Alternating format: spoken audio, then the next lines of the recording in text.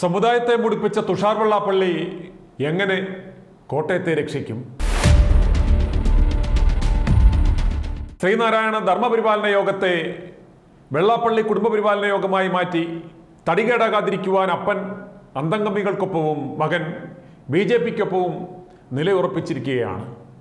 അപ്പൻ വെള്ളാപ്പള്ളി ആജീവനാന്തം SNDPയിൽ കിടന്ന് പുളയ്ക്കുമ്പോൾ മകൻ വെള്ളാപ്പള്ളിക്ക് കളി പഠിക്കുവാൻ BDJS എന്ന ചിഹ്ന പാർട്ടി ഉണ്ടാക്കിക്കൊടുത്ത് തെളിഞ്ഞു വരുവാൻ കാത്തിരിക്കുകയാണ്.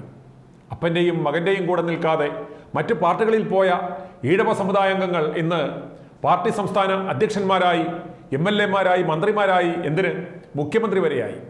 എന്നാൽ ഇന്ന് വരെ SNDPക്കോ BDJSനോ ഒരു പഞ്ചായത്ത് മെമ്പറെ പോലും ജയിപ്പിച്ചെടുക്കുവാൻ സാധിച്ചിട്ടില്ല.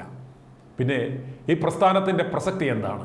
കഴിഞ്ഞ ലോക്സഭാ തിരഞ്ഞെടുപ്പിൽ വയനാട്ടിൽ രാഹുൽ ഗാന്ധിയോട് ദയനീയമായി പരാജയപ്പെട്ട തുഷാർ വെള്ളാപ്പള്ളി ഇത്തവണ കോട്ടയത്ത് തോൽക്കുവാൻ നിൽക്കുകയാണ്. വയനാട്ടിൽ ദയനീയമായി പരാജയപ്പെട്ടു എങ്കിലും ഇടുക്കി ജില്ലയിൽ ഏക്കർ കണക്കിന് ഏലത്തോട്ടം മേടിക്കാൻ സാധിച്ചു ഈ ഫണ്ട് കൊണ്ട് തുഷാർ വെള്ളാപ്പള്ളിക്ക്.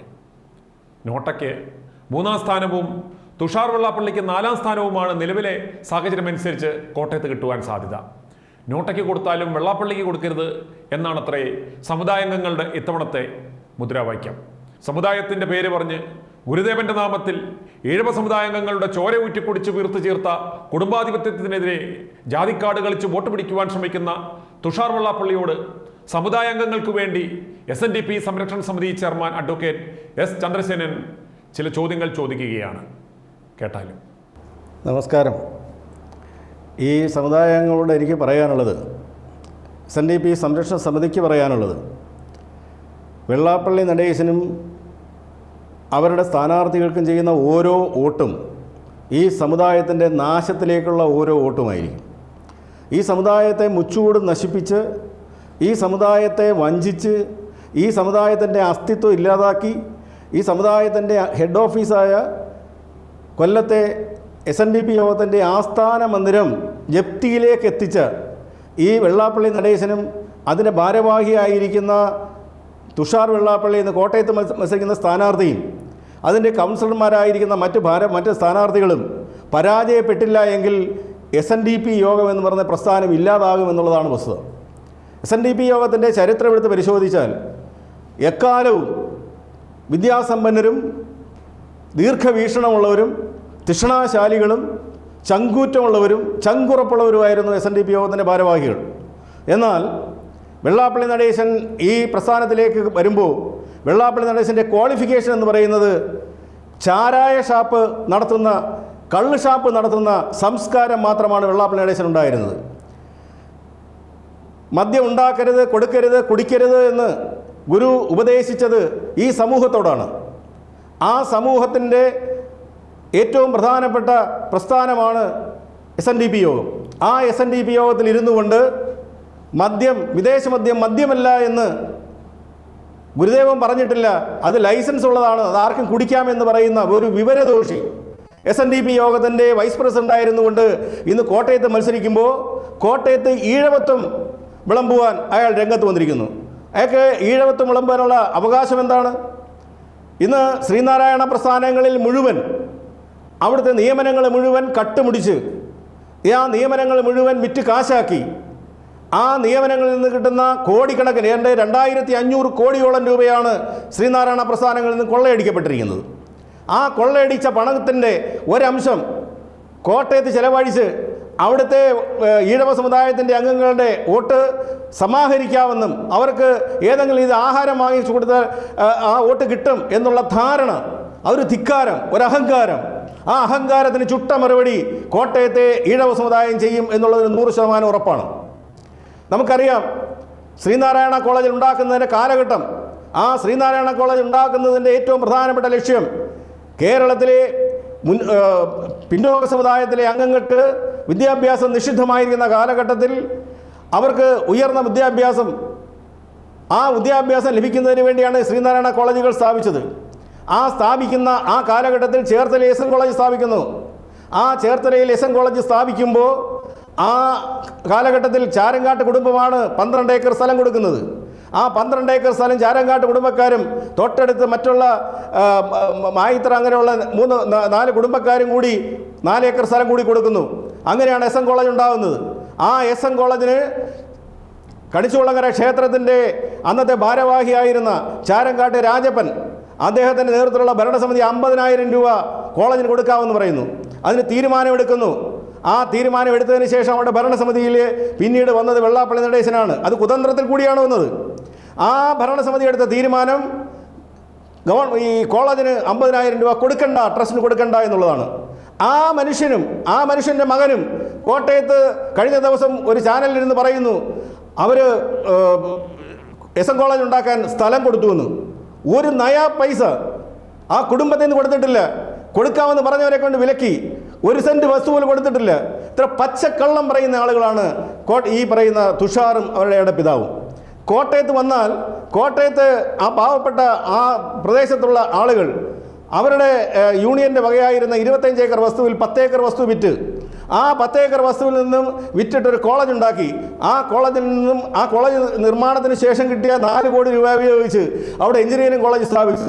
ആ എഞ്ചിനീയറിംഗ് കോളേജിൻ്റെ തുടക്കം മുതൽ അതിൻ്റെ വസ്തു വാങ്ങിയിടം മുതൽ ഈ 10 ഏക്കർ വിറ്റിടം മുതൽ അതിൻ്റെ മുഴുവൻ കാര്യങ്ങളിലും വെള്ളാപ്പള്ളി നടേശൻ ഉൾപ്പെടെയുള്ള അഴിമതി നടത്തിയതിൻ്റെ ഫലമായി ഇന്ന് ആ കോളേജ് കടക്കണയിലായി. ആ കടക്കണയിൽ നിന്ന് നിവർത്തി ഒന്ന് ഉയർന്നു വരാൻ ആ പാവപ്പെട്ട ആ പ്രദേശത്ത് കോട്ടയത്തുകാരായ സ്ത്രീകൾ മൈക്രോ ഫിനാൻസ് എടുത്ത് തിരിച്ചടച്ച പൈസ, ആ തിരിച്ചടച്ച പൈസ പോലും ദുർവിനിയോഗം ചെയ്തു. അത് വട്ടിപ്പലിശയ്ക്ക് കൊടുത്തു.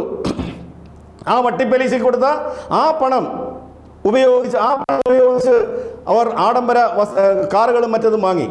അതിൻ്റെ ഫലമായി ഏതാണ്ട് 1000-ൽ പരം സ്ത്രീകൾ ഇന്ന് പെരുവഴിയിൽ നിൽക്കുന്നു.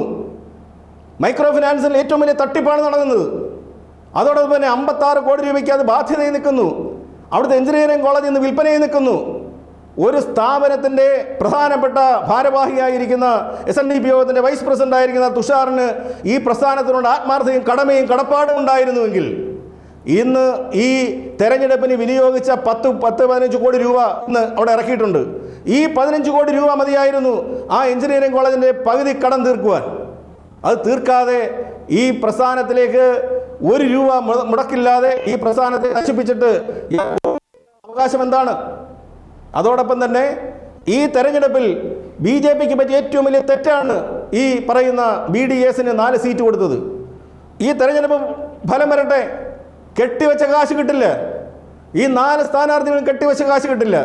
ഏറ്റവും വലിയ അപകടം ഈഴവ സമുദായം വെറുക്കുന്ന, ഈഴവ സമുദായം വേണ്ട എന്ന് പറയുന്ന, ഈഴവ സമുദായത്തെ നശിപ്പിച്ച ഒരു വ്യക്തി അദ്ദേഹം പറഞ്ഞ മറ്റൊരു വാക്കുണ്ട്, ശിവഗിരി കള്ളു കച്ചവടക്കാരുടെ കാശ് കൊണ്ടുണ്ടാക്കിയതാണെന്ന് വിവരക്കേട് പറഞ്ഞ വ്യക്തിയാണ് വെള്ളാപ്പള്ളി നടേശൻ.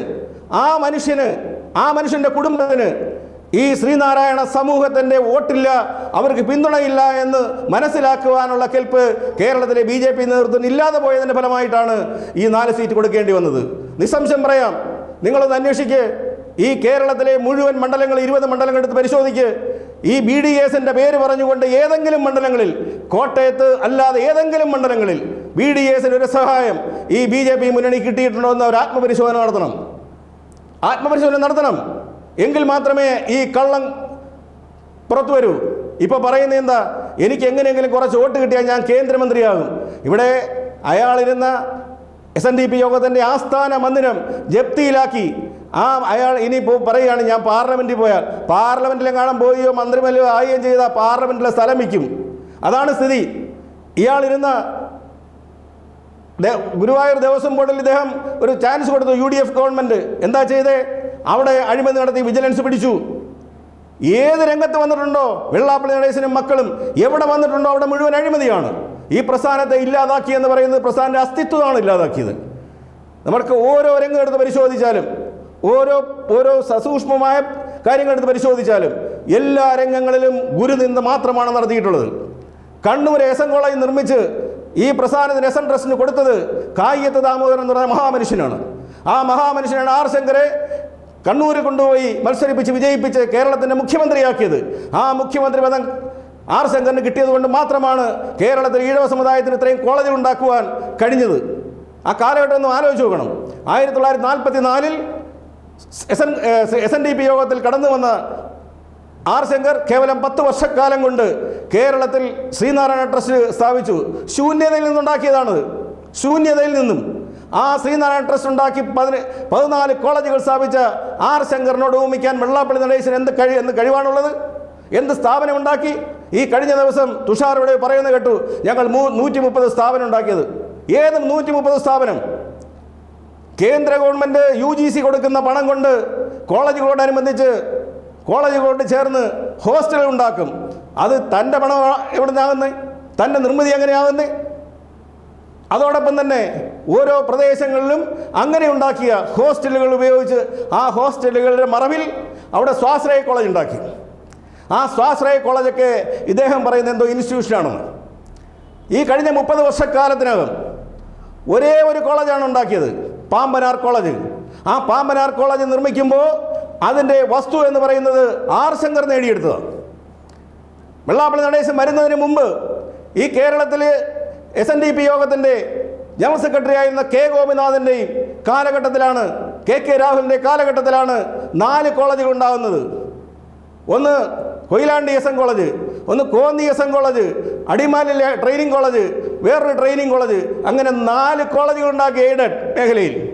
വെള്ളാപ്പള്ളി നടേശൻ 27 വർഷക്കാലം ഈ പ്രസ്ഥാനത്തെ നയിച്ചപ്പോൾ ഒരൊറ്റ കോളേജാണ്, അതിൻ്റെ വസ്തു പോലും ആർ ശങ്കർ ഉണ്ടാക്കിയതാണ്. എവിടെയാണ് നിർമ്മാണ പ്രവർത്തനം ഉണ്ടാക്കിയത്? വെള്ളാപ്പള്ളി നടേശൻ പറഞ്ഞല്ലോ SNDP യോഗത്തിൻ്റെ കെയർ ഓഫിൽ ബാങ്ക് ഉണ്ടാക്കുമെന്ന്. എവിടെയാണ് ബാങ്ക്? എല്ലാ കേന്ദ്രങ്ങളിലും എല്ലാ യൂണിയനുകളും വ്യവസായം ഉണ്ടാക്കുമെന്ന് പറഞ്ഞു. എവിടെയാണ് വ്യവസായം? എല്ലാ പാവപ്പെട്ട സ്ത്രീകൾക്ക് മംഗല്യസൂത്രം കൊടുക്കുമെന്ന് പറഞ്ഞു. എവിടെയാണ് മംഗല്യസൂത്രം? എല്ലാ പാവപ്പെട്ടവർക്ക് വീട് വെച്ചു കൊടുക്കുമെന്ന് പറഞ്ഞു. എവിടെയാണ് വീട് വെച്ചു കൊടുത്തത്? അങ്ങനെ ഈ സമുദായത്തിൻ്റെ അസ്തിത്വം മുഴുവൻ നശിപ്പിച്ച് ഈ സമുദായങ്ങളോട് പറഞ്ഞത് നിങ്ങളുടെ മനസ്സ് തരൂ, ഞാൻ അത്ഭുതങ്ങൾ കാണിക്കാം. വെള്ളാപ്പള്ളി നടേശന് ഒന്നേ പറയാനുള്ളൂ, നിങ്ങളൊന്ന് ഇറങ്ങിപ്പോകൂ, ഞങ്ങൾ അത്ഭുതം കാണിച്ചു തരാം, മിറക്കൽ കാണിച്ചു തരാം, ഈ സമുദായത്തിൻ്റെ പൊട്ടൻഷ്യൽ എന്താണെന്ന് കാണിച്ചു തരാം. ഈ സമുദായം വളരെ വിശാലമായ താല്പര്യത്തോടും വിശാല മനസ്കരുടെ ഒരു സമൂഹമാണ്. ആ സമൂഹത്തിന് ഈ സമുദായത്തെ വളർത്തുവാനുള്ള ശേഷിയുണ്ട്, വിദ്യാസമ്പന്നരാണ്. നിങ്ങൾക്കറിയാമോ, വെള്ളാപ്പള്ളി നടേശൻ 96-ൽ SN ട്രസ്റ്റിൻ്റെ അധികാരിയായി വരുമ്പോൾ കൊല്ലത്തെ ശങ്കേഴ്സ് ആശുപത്രി, ആ ശങ്കേഴ്സ് ആശുപത്രിയെ മെഡിക്കൽ കോളേജ് ആക്കുമെന്ന് പറഞ്ഞ നടേശനോട് ഒന്ന് ചോദിക്കട്ടെ, ആ ശങ്കേഴ്സ് ആശുപത്രിക്ക് 3.5 കോടി രൂപ മിച്ചമുണ്ടാക്കിയിട്ടാണ് ഇന്ദിരാഗാന്ധിയുടെ പ്രൈവറ്റ് സെക്രട്ടറി ആയിരുന്ന ശങ്കരനാരായണൻ സാറ് അഡ്മിനിസ്ട്രേറ്റീവ് പദവി ഒഴിയുന്നത്. ആ ശങ്കരനാരായണൻ സാറ് 3.5 കോടി രൂപയും ആശുപത്രിയും ഏൽപ്പിച്ച് വെള്ളാപ്പള്ളി നടേശനെ ഏൽപ്പിച്ചിട്ട് പോയി. ഇന്ന് എന്താണ് അതിൻ്റെ സ്ഥിതി?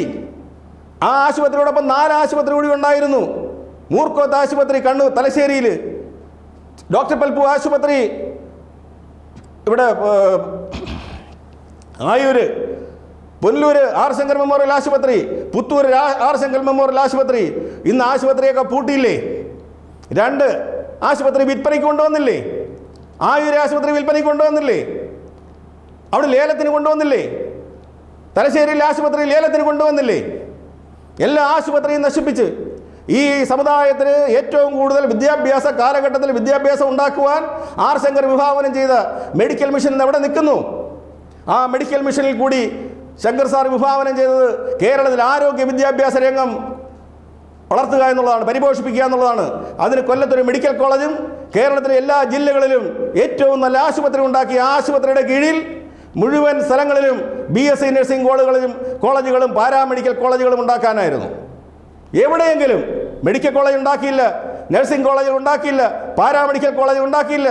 അതിൻ്റെ ഫലമായി കേരളത്തിലെ 28% വരുന്ന പ്രബല സമുദായം, ഏറ്റവും വലിയ സമുദായം, ആ സമുദായത്തിലെ അംഗങ്ങൾക്ക് മെഡിക്കൽ വിദ്യാഭ്യാസത്തിന് ഒരവസരം ഉണ്ടാക്കുവാൻ കഴിയാതിരുന്ന താൻ എങ്ങനെ നടേശൻ, ഏതടിസ്ഥാനത്തിലാണ് നടേശൻ വോട്ട് ചെയ്യുന്നത്?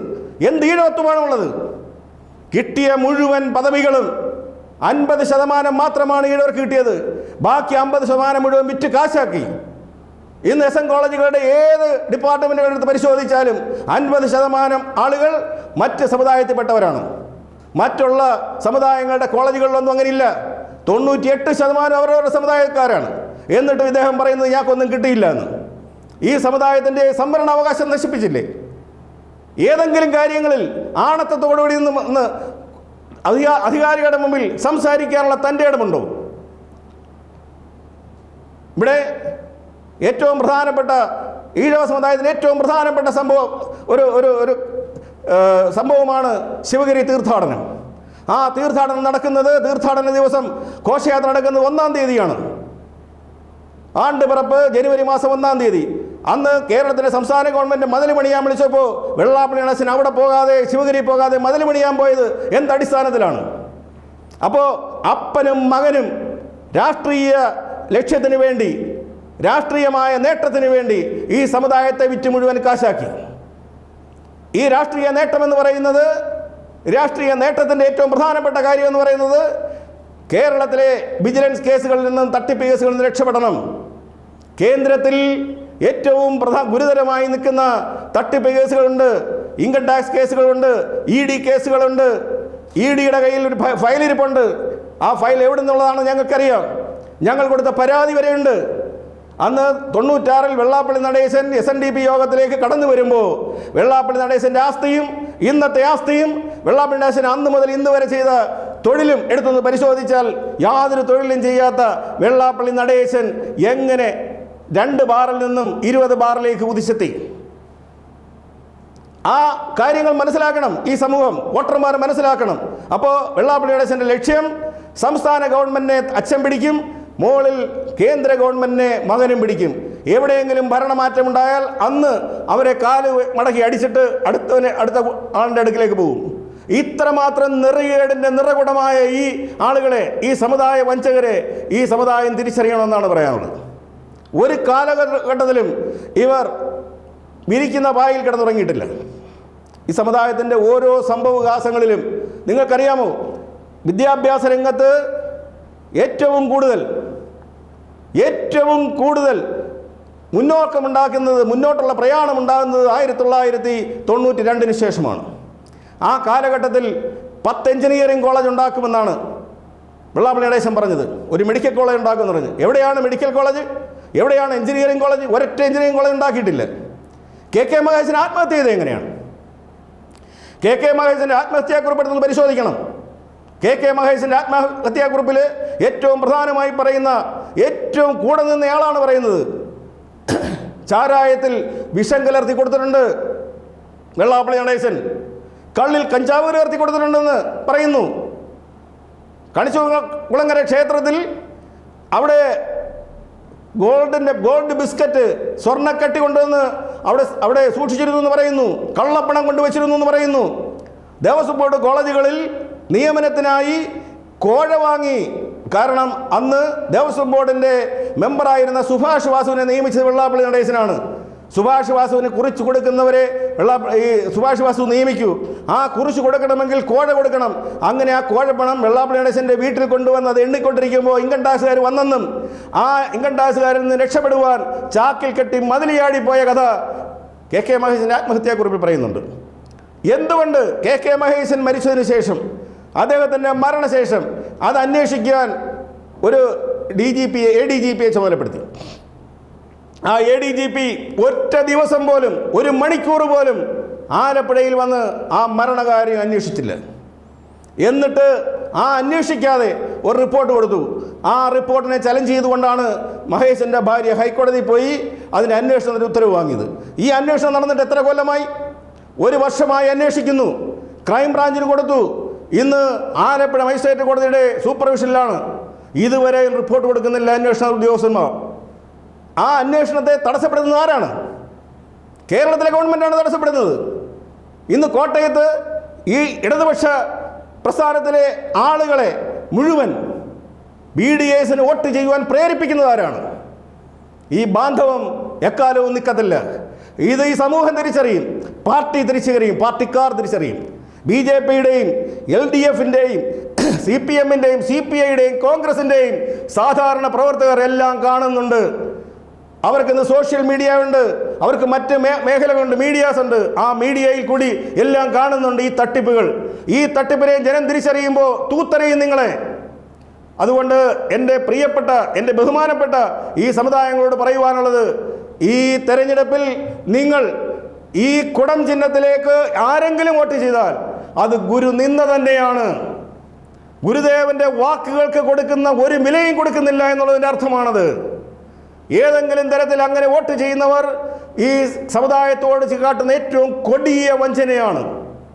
ഈ സമുദായത്തിൻ്റെ വളരെ പ്രധാനപ്പെട്ട ഒരു സംഗതി വരും ദിവസങ്ങളിൽ കാണാൻ പോകുന്നു. ചേർത്തലയിൽ തുഷാർ വെള്ളാപ്പള്ളി അഡ്മിനിസ്ട്രേറ്റീവ് കമ്മിറ്റി ചെയർമാനായിരുന്ന കാലഘട്ടത്തിൽ അവിടെ കൊടുത്ത മൈക്രോ ഫിനാൻസ് വായ്പയിൽ തിരിച്ചടച്ച പൈസ, ആ തിരിച്ചടച്ചത് യൂണിയൻ്റെ ഓഫീസിലാണ്. ആ അടച്ച പൈസ ബാങ്കുകൾക്ക് തിരിച്ചു കൊടുത്തില്ല. ഇന്ന് 1500ഓളം പേർ അവിടെ ജപ്തി ഭീഷണി നേരിടുന്നു. ആ തിരിച്ചടച്ച പൈസ തുഷാറും കെ മഹേശനും കൂടി ഒപ്പിട്ടാണ് എടുത്തേക്കുന്നത്. ആ രണ്ടുപേരും കൂടി ഒപ്പിട്ട് ജോയിൻ്റ് അക്കൗണ്ടിൽ നിന്ന് എടുത്തിട്ട് സംസ്ഥാന ഗവൺമെൻറ്റിൻ്റെ പോലീസ് മരിച്ചുപോയ കെ മഹേശനെ മാത്രം പ്രതിയാക്കി ചാർജ് കൊടുത്തിരിക്കുന്നു. വരും ദിവസങ്ങളിൽ ഈ ജപ്തി നോട്ടീസ് കിട്ടിയ സ്ത്രീകൾ പരാതിയുമായും കോടതി കയറിയിറങ്ങും, പോലീസ് സ്റ്റേഷനിൽ കയറിയിറങ്ങുന്ന സ്ഥിതിയിലേക്ക് എത്തിയിരിക്കുന്നു.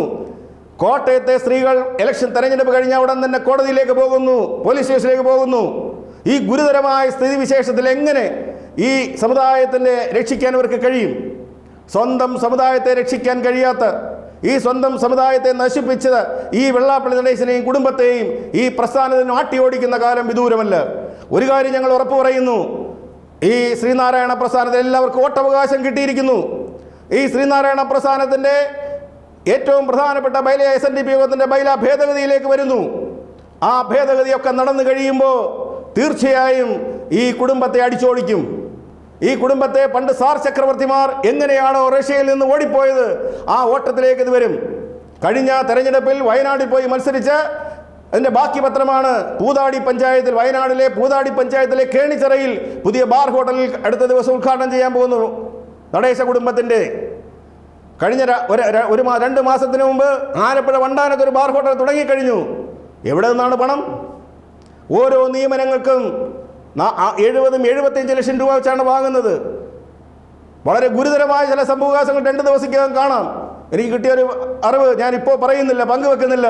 ഒരു പാവപ്പെട്ടവൻ ഇന്ന് പണത്തിന് വേണ്ടി, അവൻ ചെയ്ത ജോലിക്ക് വേണ്ടി, ആ ജോലിയുടെ പണം കിട്ടാൻ വേണ്ടി ഇന്ന് അലയുകയാണ്. പണ്ട് ശങ്കേഴ്സ് ആശുപത്രി നിർമ്മിച്ച ആ കോൺട്രാക്ടർ സുപ്രീം കോടതി വരെ പോയി ഇന്ന് ആർബിട്രേഷനിലാണ്. ജോലി ചെയ്യുന്നതിന് പണം കൊടുക്കില്ല. ശങ്കേഴ്സ് ആശുപത്രിയിലെ പാവപ്പെട്ട തൊഴിലാളികൾ ആ ശങ്കേഴ്സിൽ വേണ്ടി കഷ്ടപ്പെട്ട് ജോലിയെടുത്തിട്ട് അവരെ കറിവേപ്പില പോലെ വലിച്ചെറിഞ്ഞു നിയമരഹിതമായി. പിന്നെ എല്ലാ രംഗങ്ങളിലും ഈ സമുദായത്തെ ഇല്ലാതാക്കി.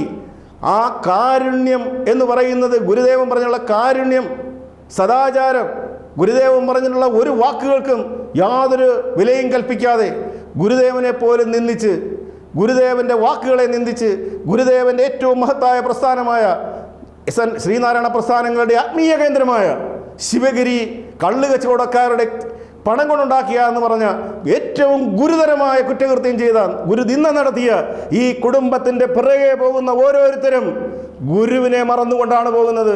ശ്രീനാരായണ ഗുരുവിനെ മറന്നുകൊണ്ടാണ് പോകുന്നത്. ശ്രീനാരായണ ഗുരുവിൻ്റെ തത്വങ്ങളും ദർശനങ്ങളും പ്രാവർത്തികമാക്കേണ്ട ശ്രീനാരായണ പ്രസ്ഥാനം ഇന്ന് നിൽക്കുന്നത് ഒരു മാഫിയ സംഘത്തിൻ്റെ കീഴിലാണ്. ഈ മാഫിയ സംഘത്തിൽ നിന്ന് മോചിപ്പിക്കുവാനുള്ള സുവർണാവസരമാണ് ഈ തെരഞ്ഞെടുപ്പ്. ഈ തെരഞ്ഞെടുപ്പിൽ നിങ്ങളുടെ സമ്മതിദാനാവകാശം ഈ പറയുന്ന BDJ സ്ഥാനാർത്ഥികൾക്കെതിരായി പൂർണ്ണമായും വിനിയോഗിക്കണമെന്ന് സമുദായാംഗങ്ങളോടും അതോടൊപ്പം തന്നെ ഈ പൊതുസമൂഹത്തോടും അഭ്യർത്ഥിച്ചുകൊണ്ട് ഞാൻ അഭ്യർത്ഥിക്കുകയാണ്. ഈ തുഷാറിനെ യാതൊരു കാരണവശാലും വിശ്വസിക്കാൻ പറ്റുന്നതിന് ഏറ്റവും വലിയ ഉദാഹരണമുണ്ട്. ഈ തുഷാർ ഈ കഴിഞ്ഞ ദിവസം പറഞ്ഞത് MP ശ്രീകുമാറിനെ SNDPയിലേക്ക് കൊണ്ടുവന്നത് തുഷാറാണെന്ന്. ഇനി അച്ഛൻ പറയും ഈ പറയുന്ന ഡോക്ടർ പൽപ്പുവിനെ കൊണ്ടുവന്നത് അച്ഛനാണെന്ന് പറയും. അത്തരം നെറുകേടാണ്. ശാശ്വതാനന്ദ സ്വാമിയുടെ മരണത്തെപ്പറ്റി എന്തുകൊണ്ട് അന്വേഷിക്കുന്നില്ല? ശാശ്വതാനന്ദ സ്വാമി എങ്ങനെ മരിച്ചു? ശാശ്വതാനന്ദ സ്വാമിയും ഇവരെല്ലാം കൂടി ഗൾഫിൽ പോയതിനു ശേഷം ഉണ്ടായ സംഭവവികാസങ്ങളെ പറ്റി അന്വേഷിക്കണം, CBI അന്വേഷിക്കണം നിങ്ങൾ ആവശ്യപ്പെടുന്നു. ഈ അടുത്ത സമയത്ത് SNDP യോഗത്തിന് ഏറ്റവും പ്രധാനപ്പെട്ട ഒരു വക്താവായിരുന്ന സുവർണകുമാറിൻ്റെ ഒരു പ്രസ്താവന ഉണ്ടായിരുന്നു, അദ്ദേഹത്തിന് അറിയാമെന്ന് പറഞ്ഞു. അത് വെച്ചുകൊണ്ട് ഞങ്ങൾ കോടതിയിൽ പോകും. അദ്ദേഹം ഫേസ്ബുക്കിൽ എഴുതി എനിക്കറിയാം എന്ന് പറഞ്ഞുകൊണ്ട്. ആ ശാശ്വതാനന്ദ സമരം മരണം CBI സത്യസന്ധമായി അന്വേഷിച്ചാൽ അപ്പനും ഈ പറയുന്ന പല ആളുകളും കുടുങ്ങും, സംശയമൊന്നുമില്ല. അപ്പോൾ ഈ സമുദായത്തിൻ്റെ രക്ഷയ്ക്ക് വേണ്ടി ഞങ്ങൾ പറയുന്നു, ഈ സമുദായത്തിന് ഏതെങ്കിലും തരത്തിൽ രക്ഷ വേണമെങ്കിൽ അപ്പൻ സംസ്ഥാനത്ത് ഗവൺമെൻറ്റിൻ്റെ കീഴിലും മോൻ കേന്ദ്രത്തിൻ്റെ കീഴിൽ നിന്നുകൊണ്ട് അവരുടെ കുടുംബ ആധിപത്യത്തെ നിലനിർത്തുവാനും അവരെ കേസുകളിൽ നിന്ന് രക്ഷപ്പെടുവാനും കൊള്ളകൾ നടത്തുവാനുള്ള സംരക്ഷണത്തിനും കവചത്തിനും വേണ്ടി മാത്രമാണ് അവർ നിൽക്കുന്നത്. അല്ലാതെ യാതൊന്നിനുമല്ല. അവരുടെ കുടുംബം സംരക്ഷിക്കണം, അവരുടെ കൊള്ളകളെ സംരക്ഷിക്കണം, അവരുടെ കള്ളപ്പണം സംരക്ഷിക്കണം. അതല്ലാതെ ഈ സമുദായത്തിന് യാതൊന്നും നേടിത്തന്നിട്ടില്ല എന്നുള്ളത് വസ്തുത ഈ സമുദായം തിരിച്ചറിയണം. ഒരൊറ്റ സ്ഥാപനം പോലും ഇവർക്കുണ്ടാക്കാൻ കഴിഞ്ഞിട്ടില്ല. ഒരേ ഒരു കോളേജ് ഉണ്ടാക്കിയപ്പോൾ ആ കോളേജ് പാമ്പനാറ കോളേജ് ഉണ്ടാക്കിയത് ആർ ശങ്കർ പണ്ട് കാലത്ത് നേടിയെടുത്ത വസ്തുവിലാണ്. 1 സെന്റ് വസ്തു പോലും നേടിയെടുക്കാൻ കഴിഞ്ഞില്ല. അങ്ങ് തിരുവഞ്ചൂർ രാധാകൃഷ്ണൻ മന്ത്രിയായിരിക്കുന്ന കാലഘട്ടത്തിൽ പാലായിൽ 25 ഏക്കർ വസ്തു വാങ്ങിയത് അവിടുത്തെ യൂണിയന്റെ നേതാക്കന്മാരുടെ കഴിവുകൊണ്ടാണ്, വെള്ളാപ്പള്ളി നടേശന്റെ കഴിവല്ല. അവിടെയും വെള്ളാപ്പള്ളി തട്ടിപ്പിടത്തി 10 ഏക്കർ സ്ഥലം ട്രസ്റ്റിന്റെ കീഴിലേക്ക് മാറ്റുവാൻ ശ്രമിച്ചു, സ്വകാര്യ സ്വത്താക്കാൻ ശ്രമിച്ചു. എവിടെയെങ്കിലും സ്ഥലം വാങ്ങി ഞങ്ങൾ ഒന്നുകൂടെ ചോദിക്കും, ഒരു കാര്യം കൂടി പറയുന്നു. കൊല്ലത്ത് SNDP യോഗത്തിൻ്റെ ആസ്ഥാന മന്ദിരം പണിയുവാൻ കെ ഗോപിനാഥൻ്റെ കാലഘട്ടത്തിൽ 50 സെന്റ് സ്ഥലം സർക്കാരിൽ നിന്നും എടുത്തു. അവിടെ ആസ്ഥാന മന്ദിരം പണിയാൻ ഏതാണ്ട് 7 കോടിയോളം രൂപ 2005 മുതൽ പിരിച്ചിട്ടുണ്ട്. എവിടെ ആസ്ഥാന മന്ദിരം? വെള്ളാപ്പള്ളി നടേശൻ തറക്കല്ലിട്ടല്ലോ, കെ ഗോപിനാഥൻ തറക്കല്ലിട്ടല്ലോ. എവിടെ ആസ്ഥാന മന്ദിരം? ഒരാസ്ഥാന മന്ദിരം ഉണ്ടാക്കിയില്ല. ഏതാണ്ട് 1.5 കോടി രൂപ ചിലവാക്കി നിലവിലുള്ള ആ മന്ദിരത്തിൽ കുറച്ച് പൂശും കുറച്ച് പെയിൻറ്റും ഒക്കെ അടിച്ച് അത് തൊട്ടടുത്തൊരു ഹാള് നിർമ്മിച്ച് ആ ഹാള് വാടകയ്ക്ക് കൊടുക്കുന്നു. SNDP യോഗത്തിൻ്റെ ആസ്ഥാന മന്ദിരം വാടകയ്ക്ക് കൊടുക്കുന്ന ഗതികേടുണ്ടാക്കിയ SNDP യോഗത്തിൻ്റെ ആസ്ഥാന മന്ദിരത്തിൻ്റെ മുമ്പിൽ ആർ ശങ്കർ എന്നും ഭക്തിയോടെ മാത്രം അവിടെ പൂജ നടത്തിയിട്ട് ആ ഹാളിൽ കയറുന്നത്, ഓഫീസിൽ കയറുന്നത്. അവിടെ ഉണ്ടായിരുന്ന ഗുരുദേവ പ്രതിമയുടെ മുമ്പിൽ പോത്തിറച്ചി വിളമ്പുന്ന, മദ്യം വിളമ്പുന്ന ആ പാർട്ടികൾക്ക് കൊടുക്കുന്ന ഗതികേട് ഈ പ്രസ്ഥാനത്തിനുണ്ടാക്കിയ ഈ വെള്ളാപ്പള്ളിമാർ, തുഷാറും പിതാവും ഈ സമുദായത്തിന് അപമാനമാണ്, അപകീർത്തികരമാണ്. ഈ സമുദായ ദ്രോഹികളാണ്, സമുദായ വഞ്ചകരാണ്. ഇവരെ ഈ സമുദായം തിരിച്ചറിയണം. ഇവർക്കെതിരായി കോട്ടയം വിധിയെഴുതും എന്നുള്ളതിന് യാതൊരു സംശയമില്ല. i2i News, an eye for truth. i2i News subscribe ചെയ്തിട്ടില്ലാത്തവർ ഇപ്പോൾ തന്നെ സബ്സ്ക്രൈബ് ചെയ്യുക. നോട്ടിഫിക്കേഷൻ ലഭിക്കുവാൻ ബെൽ ബട്ടണും അമർത്തുക.